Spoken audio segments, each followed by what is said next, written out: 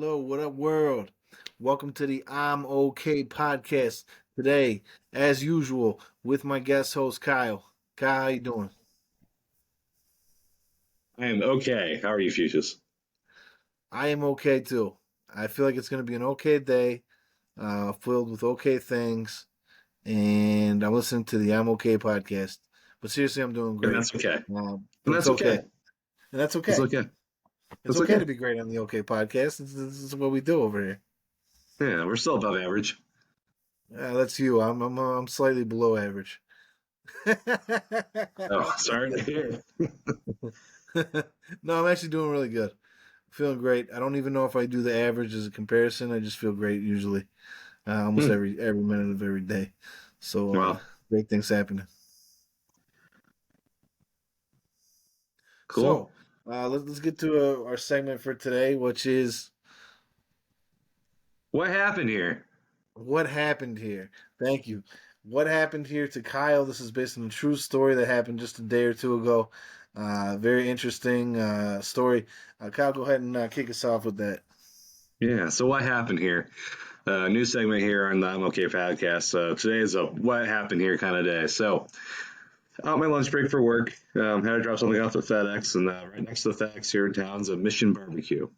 Now, it is very below average barbecue. It is not okay, but it's good enough and it was nearby and it sounded like it'd be all right. Um, so I get there, about 10 before noon and, I get my meal and I'm sitting down, I'm eating and, just kind of, making my way through, scrolling on my phone, just enjoying some me time before I head back to the office and, get back to the grind. But, then all of a sudden, there's like alarms that go off and like this attention Mission Barbecue customers.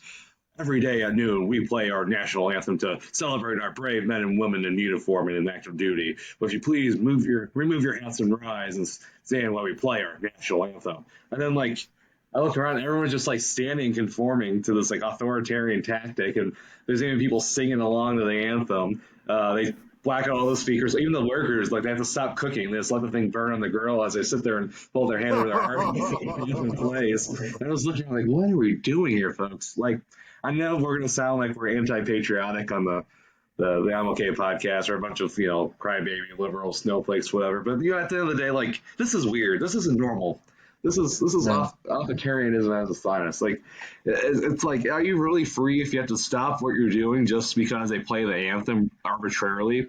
Now, I know what Mission Barbecue is about. I understand they support men and women in uniform, active duty, from local police all the way up through, the military ranks, right? Army, Navy, all that good stuff. And that's great. They charge It me is some great. extra budget for some crappy barbecue, and I'm okay with that. I'm okay. I'm okay with that too. Like they support the cause, great, nothing wrong. Support the troops, fine, great. That's your mission. Tongue in cheek, right? Great, good cause. I don't care. Here's your money. Thank you for this small portion of the chicken was like just like it looked like it was just like microwave. They just slapped it all over the bowl. It was all just in a pile. It was kind of unappetizing. Anyway, It was but okay at best. there's a certain point where like this faux patriotism stuff just gotta stop. Like just because I don't want to stand, for the anthem every time it's played, just because, oh, hey, we're gonna play at noon every day. It's like, no, like I'm here to eat my food. I'm on a break. I got a certain deadline. I gotta get back. I don't have time to like just take a moment here. Like if it was like a holiday or like a Veterans Day, Memorial Day, 9/11, Fourth of July. Okay, great. I get it. I understand if they want to play it once a day or throughout the day at certain points just to honor people. Like, fine. If something happened, okay. But just on a Yeah. random Monday, just like stop what you're doing. We gotta play the anthem because we're patriots. Like, just stop. Like, what are you trying to do here? What are you trying to accomplish? I'm not okay. I'm not okay if you just What happened here? And I think I'll go on the record, and I think I can speak for both of us on this.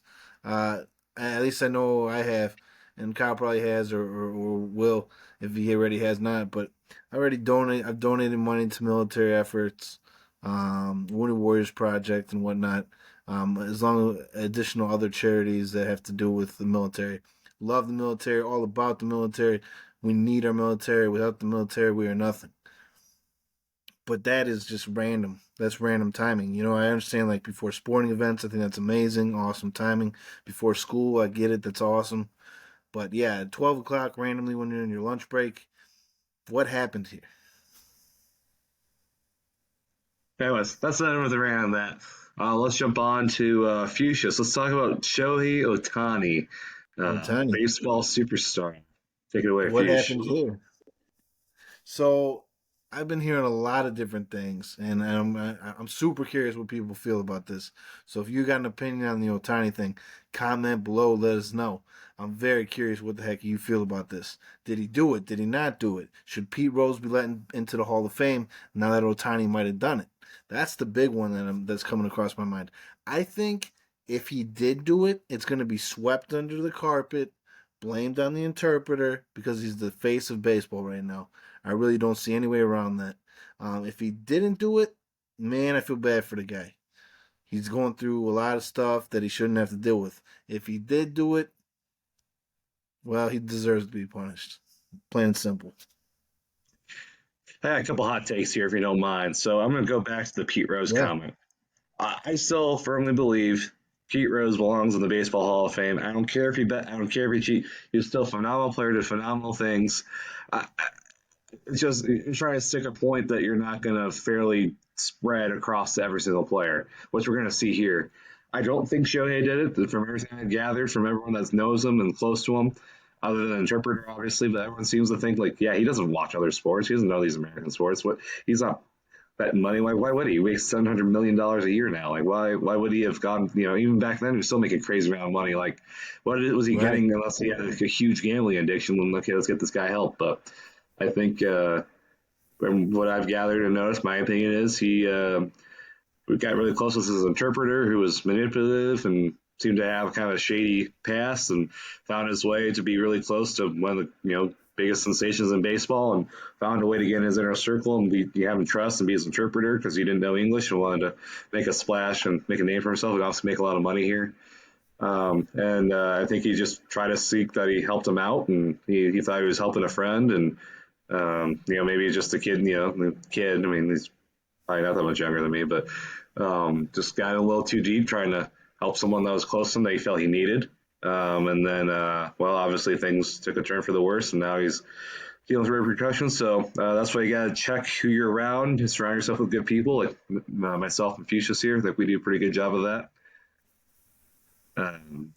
Pick some good ones and some ride or dies, and pick some people you can trust and know that got your back. Yeah, this guy. Yeah. I think we both But pointed the wrong way when we posted this, but we know what we meant. It looks like all you're right, I was posting. It pointing the looks like right you're way. pointing. This is you're pointing away. That's why I'm pointing to you on my screen. Oh, that's funny. So okay, maybe I should point this way. This way. This guy right here, yeah. We can This edit that guy. out, right? Whichever side he's on. He's on I my mean, side. I pointed to the side you're on for the way I see it, so I assume that's how the people see it too. Shout out to the people. Thanks But for tuning in. when you did it now, it showed it was pointing away from me. That's why I'm curious. Did I point at you when I pointed You at did, you? and I pointed at So you. that's good and confusing for the second half.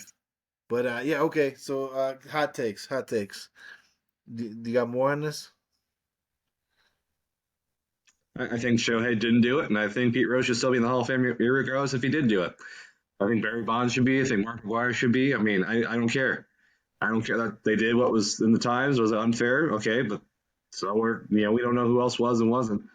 Yeah, They there's gave us probably a lot of guys that they snuck saved through. baseball. I mean, like it or not, they saved baseball, and then now look at it now. Baseball sucks again. Okay, who cares? It's a horrible sport. Just let all the horrible people in the Hall of Fame. The match is a horrible sport. You have some really horrible people in the past are already in the Hall of Fame. Like look at Babe Ruth and some of those guys are just scum of the earth that we praise. The great Bambino and all that crap. So you know what? Just let them in. They're all degenerates. It's a degenerate sport. Lacrosse is just a true American pastime. So those are my hot takes. Okay, I say let him in too. Completely agree with that. Yeah, I kind of lean towards the fact he probably didn't do it. Just slightly. Because A, he's got a ton of money. B, it sounds like he doesn't watch any sports. So what are you gonna bet on? I like, mean, yeah, technically you don't have to watch, and you can just be placing bets. But it just seems so out of character, you yeah, know. But hey, let's let the investigation unfold. Save our opinions. Innocent until proven guilty. So I'm good there if you're good there. yeah, I'm good there on that too. So what happened here? Let's go to the bridge. This bridge situation. I believe it was in Baltimore, from what I heard. You get the Francis Scott Key Bridge in Baltimore, Maryland. I have studied this time and time again the last couple of days here since it happened. Well, I guess just yesterday. I've been pretty consumed with this story, so I think I got a lot of the facts and opinions and some experts. It's not just conjecture. It's not conspiracy theory. It's some solid data points to what probably happened here. Still don't know for sure, but from everything we're reading from credible sources, if I had to, I can share the links later. Comment below if you want the links shared. But from what I gathered is the Dolly, the name of the ship, under a Singapore flag, was contracted through Maersk, which is a huge Danish shipping giant. They're the biggest ocean freight company in the world, which is why they ranked in the Dode when COVID happened. They raised containers up to 20,000 containers versus the 1 to 2,000 normally is. It was insane. I mean, that was just coming out of China, let alone, there's other places that didn't quite get that. But at any rate, um, they're sailing out of the Baltimore. Baltimore is the seventh largest port in the United States, and about a quarter of what they ship out there is coal. Now, what were they shipping? I'm not sure, but a huge container ship. I mean, there's 20-foot, 40-foot containers. They can weigh up to probably 20 to 40,000 pounds. Like, I mean, these things are heavy. You think a semi 53 footer holds 40,000 pounds. I mean, these things are pretty similar to that. A little bit shorter, but I mean, you can stack thousands of them on there. Like, these things are heavy. These things are huge, like skyscrapers in the water. Like, they're just colossal structures. Um, the left Port Baltimore around 1:30. They collided into stanchion of the Francis Scott Key Bridge is a suspension bridge. So for those of you who need to learn a little more about bridges, the suspension bridge relies on the supports of each other to be able to stay attached. Just kind of simple bridge engineering. So if you knock one of those down, all the weight kind of comes caving in and crashing down, which is why the bridge just pretty much ultimately collapsed because all the weight is supported across each other. So just because the one is like, oh, why did the rest of them fall? Well, because they took them down with them. Because again, it's a big, heavy piece of equipment. That's a suspension. Suspension crashes down because it's relying on each post to carry their weight. It's just simple bridge engineering. I mean, there's Mackinac Island Bridge. If you've ever been up to Mackinac, you've been on a suspension bridge. If a freighter crashed into that, it would have all tumbled down there too. Like, that's just how they're made. Infrastructure wise, as the bridge was over 60 years old, most bridges get replaced after 50 years. This one did not. The Dolphins, for the safety barrier bridge, like for the joints there, the impact, it was not properly installed or in place. They didn't have upgraded ones, so it could have helped prevented this. So a lot of things could have went kind of wrong here. There was 22 Indian crew members that were on the sailing vessel back to Sri Lanka. There was a harbor pilot. So for those of you that don't know, these big container ships, as they enter and exit the harbor there at the port, there is a harbor pilot that goes and helps navigate the ship because they'll know the different depths of the ocean, the ports there, so they can help navigate into the deeper parts instead of going through the low, get caught in a sandbar or something. They understand where there's maybe some tide pools or some different weird things in the water. Like they know these harbors like the back of their hand. Like, they can get around and maneuver very well. So unless he was the terrorist, which I don't believe, because he'd been working there probably for a long time. He had a bad day, but that's not even close to what happened here either. So as they're going, they're about half hour into their journey out of the harbor. There, the harbor pilot's still on board, driving the ship. They had a propulsion failure, so the engine failure, so they lost propulsion, which caused them to, as they were trying to fight it back, they also lost power.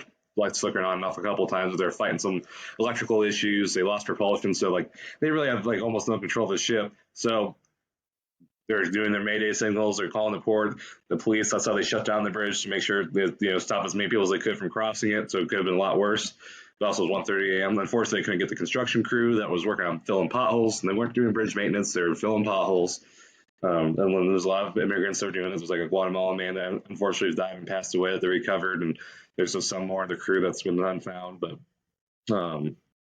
at any rate, so as they were driving, they're cruising along, trying to figure out how to get the ship, gain control back of it, and emergency maneuvers, they try to release the anchors. As you can, if you look at the video, they take a sharp turn starboard, so starboard's right. So the starboard anchor went down first. Now these things are heavy. These things are moving fast. There's no power, so you have to stick. Well, they're not. These anchors are just dragging along the water, hitting wherever they get with it. So although it slows it down, it doesn't entirely just stop it. It's just dragging along the water because it's so heavy, and you just release whatever anchors you can, try to slow it down.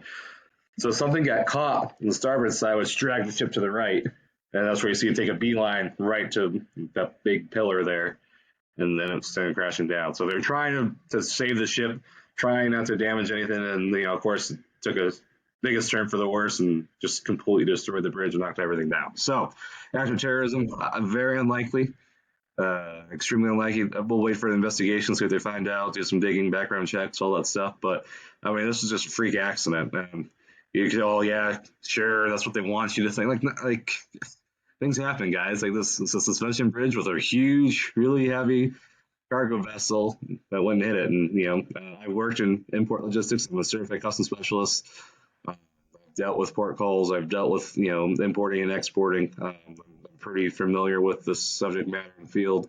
I've done some research on different ocean freight, international freight sites, and read some articles and some comments that people posted that were former ship captains or commanders or worked on these ships, worked in the industry. So pretty much everything's kind of checking out where, look, it's just, the ship had some electrical issues, caused some propulsion issues, so they weren't able to really control where it was going. And then unfortunately they weren't able to react in time. They did everything the best they could. They followed protocol procedures, just very tragic and unfortunate what happened there. And another wake up call to America's infrastructure that desperately needs some attention and some resources poured into it. So that's what I got for it. Sorry, it was a little lengthy. Fuchsius, any comments, any thoughts?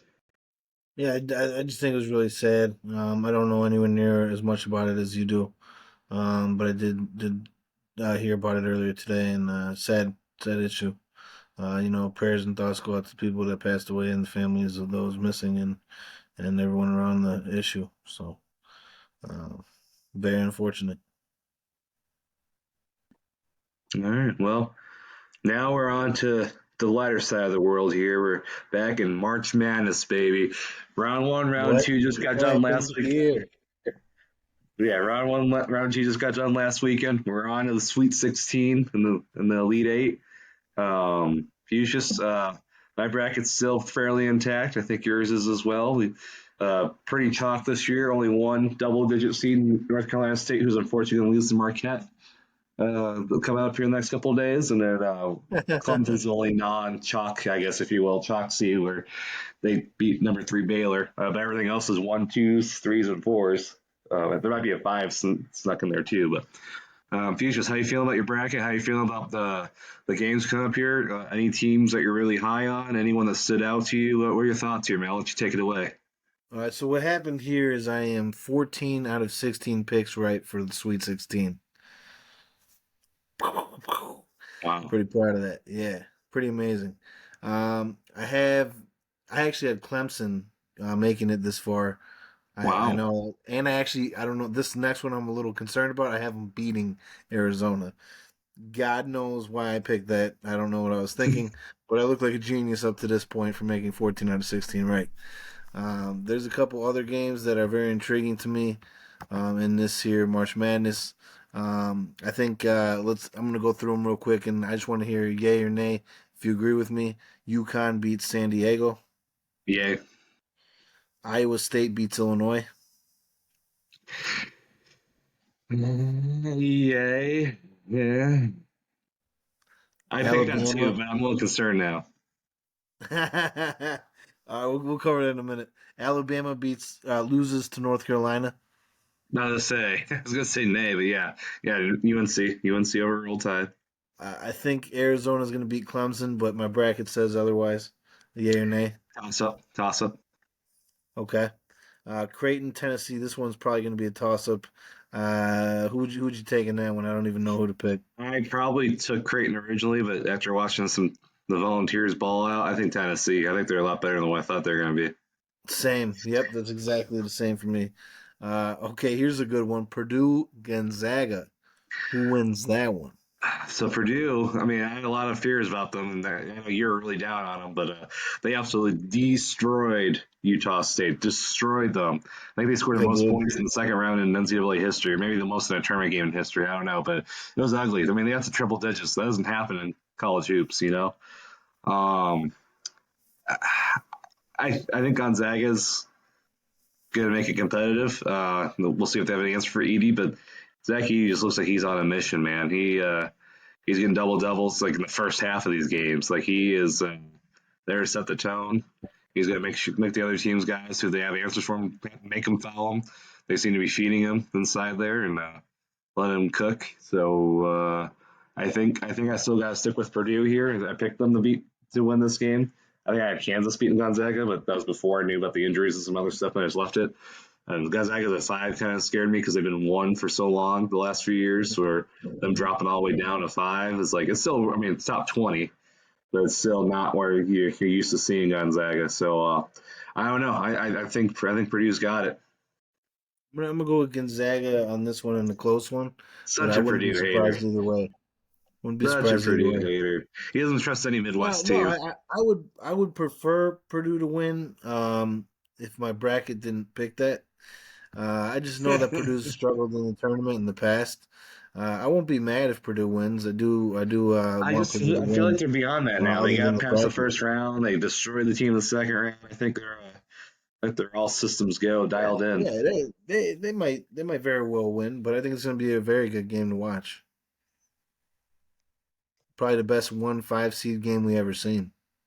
Maybe. Okay, now this one I know you're happy to talk about. Marquette beats NC State. Cinderella's got to go home at midnight here. Slipper does not fit. So Marquette with the Yeah. W. I mean, NC State's been on a roll here. I mean, they're playing with their hair on fire. They won the ACC tournament as a 10, I think a 10 seed. It's been the ACC, so like bottom half of the league, and won every game in the tournament and won the next 2 cents. They came to play. They're trying to make a statement. They've won a lot in a row, so they're a hot team. But I don't know. Maybe I think this one obviously scares me as a kind of part-time Marquette fan. Yeah, I really only watch them during the tournament, but especially since Shaka Smart's been the head coach there for sure. Packers fan, obviously, so decided to stick with a team in state that felt like they had a chance to win there in Wisconsin and Milwaukee. So yeah, Marquette struggled the last game they played there against Colorado, Yep. uh, but yeah, I mean, as long as Kolek's a magician. He's a great point guard. As long as their guys are hitting shots, and Marquette's a team that relies on the threes. As long as the threes are going down, they're gonna have no issues if the threes are going down. They just gotta make sure they have the intensity on defense for the whole game. Man, Shaka preaches it. They show it. Sometimes they disappear. It seems like, but they've been kind of running a smaller bench. I feel like too. It's like they're only getting about 7 or 8 guys in.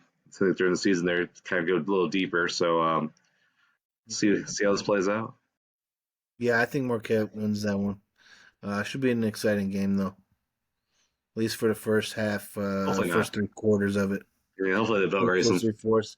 I think the last 10 minutes, Marquette will start running away with it. Okay, this is going to be a great game, I think. Houston and Duke. And I'll be the first to say Duke is playing way better than I thought they would in the Yeah. tournament. Granted, they haven't really played against anyone too prime.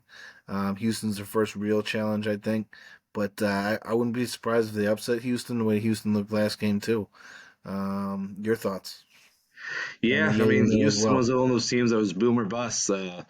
Pretty dominant most of the year, but they had some hiccups. I think they kind of like Purdue, showing that they are either the top of the game, no one can beat them, but they shown holes in their armor, and it looks like they're vulnerable. So just depends how which Houston team, which Purdue team shows up, right? Houston versus Duke. I mean, Duke seemed to get their stuff figured out, and NC State proved to be pretty formidable here. Um, I mean, it should be a good one nonetheless. History would say Duke, just because of the name, but this year has been all about Houston. That could be one of the better games this weekend here, at least in the Yeah. Sweet 16, between the Thursday and Friday games. Yeah, I definitely think I need to watch that one. And try to watch as So, many as I can. would you say yay or nay? Houston beats Duke. Yay! I mean, not a slight yay. I'll also give you the option to say I'm okay and then bow out of this pick. I'm okay. I'm okay too. I'm gonna go Duke with the upset, though. I got Houston in the bracket. Um, Yeah, Duke losing the first round of Vermont. I did, I did. I was really That was one of the. feeling If you're counting at confident home, about folks, that's that. one of the two. What's that? That's one of the two. If you're keeping track at home, folks, is one of the two he didn't pick was Duke. You're right. Uh, The other one I didn't pick was Illinois. yeah, losing the first round I, too. I'm telling you, I know enough about the tournaments over the past like 20 years that Illinois tends to screw up, and Indiana teams tend to screw up too. Um, I know that. So I'm like, okay, Illinois is going to lose first round. I mean, I hope I'm wrong, sure but enough. I mean that's kind of subjective. Like they still could lose here in the Sweet 16, and maybe. I mean, I guess as a 3 seed, it's kind of where you're projected to lose, right? And the 4 seed is kind of the yep, same thing, kind of where you're yep. projected to bow out of the tournament. But look, I think there's going to be a lot of exciting games. I think all 8 of these games are going to provide some tremendous action. Then we got 4 more the next day in the Elite Eight, and then we got the Final Four and the finals quick. So the first week is obviously the most exciting week. That's when the upsets happen. It's when all the crazy matchups that you don't really get to see. There's like 3 or 4, like 2, 3, 4 games on at any given time. Like it's Hmm. just it's a sports lover's dream, especially if you enjoy Yeah. some hoops. It's just great to see the competition, the competitiveness. To see all the kids fighting for their lives here. The last time they get to play as a team, representing their schools and their families, and it's just there's a lot of good things. And I think the format, as good as it is, I almost would prefer if they went back down to 64 teams. I don't think Me they should too. expand it. I think the first 4 games are lame. If you win your Yep. conference, you're Terrible. in. And the people that don't like it, like, well, you could be a really good team all year, but then you could lose in your conference tournament. It's like, well, then don't lose your conference tournament. It's pretty clear. That's what You're you got to right. win. If not, you better have a good enough resume where I don't care if you're 30-3. If you played the bottom 30 teams and beat them, and then you lost 3 to whoever. Like, okay, sorry, like play tougher teams, find a way to get a better schedule, get in better tournaments. I'm Hmm. sure there's teams willing to take you as a risk and show that you can play, and then if you beat them, Hmm. I mean that's just ultimately that's what you got to do. And if you're that good, then don't lose your conference tournament. Don't lose that one game that's going to decide your season. Like if you're Yeah. making and then like, well, we had such a good year. We should make it to the 64 team tournament. Well, guess what happens in the 64 team tournament? You lose and you're done. Like it's the same rules. So just because like we just want to make it so you can lose there, like that's no. You got to win your tournament. You know the rules. That's what makes March fun. You Well get a said. chance to see a team that's like. Then you get a chance to see a team that only won 15 games all year. All of a sudden, they get a magic run together. They click at the right time, and as coaches and as players, you got to figure that stuff out. Like that's kind of part of the season grind is getting right at the right time. Like most sports, you can't lose in the first round of the playoffs and still move on. Especially when you know that like the term like it's not like it's a 7 game series where you're just trying to fight for your life. And yeah, I mean there's pros and cons to the single elimination in the series, right? I mean you can go back and forth either way, whichever one you like. I think the series, the better team does usually win out of those games, and sometimes Generally. in single elimination they don't. But that's what makes single elimination games fun is that you do get some upsets. You get teams that maybe it's the one time out of 100 they could beat them, and they do it. Kind of like Miracle on Ice, Team USA Yeah. beat the Russians in the Final Four there in the Olympics. Like that was like a Just talking series. to my buddy about that movie They wouldn't have today. won. They wouldn't have won that series. They just had the perfect game. Like they played Hmm. exactly the game they needed to win, and they did. Like that's what makes sports magical. Like Yeah. sorry if you don't like it because Love it. you can't follow the rules. Like you have a winner or loser. Most people end up being losers. Like there's only one winner. Yeah. Yeah. I love what you're saying. I agree. Should be 64 teams. Yeah, playing Absolutely. games. Look, I get the TV revenue stuff for the first four. Like, make them go to the NIT. Like, make the NIT Yeah, important yeah. again. There you I go. The don't care. non-invited tournament. It's like National Invitational, not invited. Yeah, yeah. Who's keeping track? I am. Uh, no, like it's just yeah. If you win your conference, you shouldn't have to be in the first four. That should be for the major schools, the Power Five schools that like get these 10, 11 seeds. They should all have to play in the play-in. Or maybe if you're one of those teams that like you thought you were really good and then you lose your conference tournament and you think, oh, please pick us. We still deserve to be in. Looking at you, Indiana State. Like that could have been a good candidate for one of the first four instead of like I don't know, Virginia, who did Yeah. absolutely nothing against Colorado State. Yeah. But yeah, Yeah. I yeah, agree. I agree. I wanted to touch on one more game because you were in between about it, and I think it's going to be a good battle. Iowa State versus Illinois. I think we both agree probably Iowa State's going to win. But I think that'll be a good game too. yeah, yeah. I don't think it's a bad matchup here. I mean, I think these 16 teams are going to provide something here. Yeah, I'm me too. excited. Excited to see how it happens. Yeah, me too. I think it's going to be really exciting. Next round of hoops here, starting tomorrow and going into the weekend. Um, yeah, it's going to be great. Great stuff. Well, buddy, I think that's a podcast. Well, I guess what happened here is we're done with the episode. Y'all stay up. Locked in. If you got a winner for March Madness, post below who your winner is. We still want to get somebody up on the podcast for the W. We're excited to have you. Kyle, great job today. Full of knowledge, full of facts, very intelligent. That's why I love working with this guy. And no matter what side he's on, right now he's over here, but we don't know what side he's on. Just kidding. But no, seriously, very intelligent guy. Love to have him on the podcast. Hopefully, we'll have you on the podcast here soon too. Any closing Join words? us. No, A man of few words. There you have it. Have a I'm good out of night, words. I folks. talked a lot here. I'm out of words.